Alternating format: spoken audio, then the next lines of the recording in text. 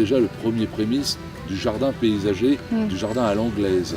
Et ici même déjà, du temps de Louis XV, même si les tracés sont encore rectilignes, les allées de part et d'autre, elles, commencent à être curvilignes. On sent déjà l'avènement du jardin paysager.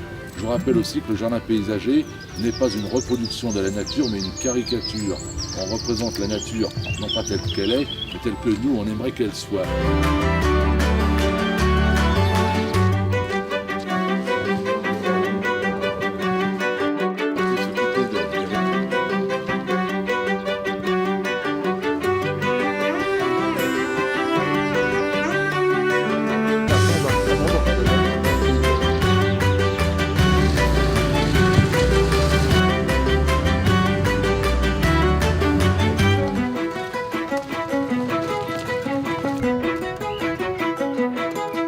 Versailles et les jardins n'ont pas été construits par le roi, mais pour le roi.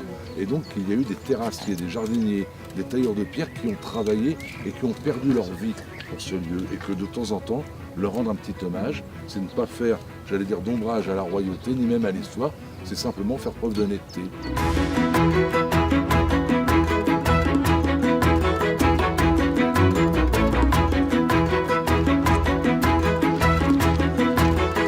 Vous êtes au pied de la maison de la Reine, en fait composée de deux bâtiments principaux.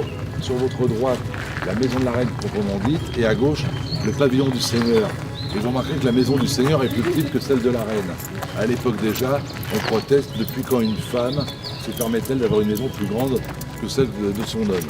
Et chaque maison est constituée d'un petit jardin où nous faisons pousser des légumes, des fleurs.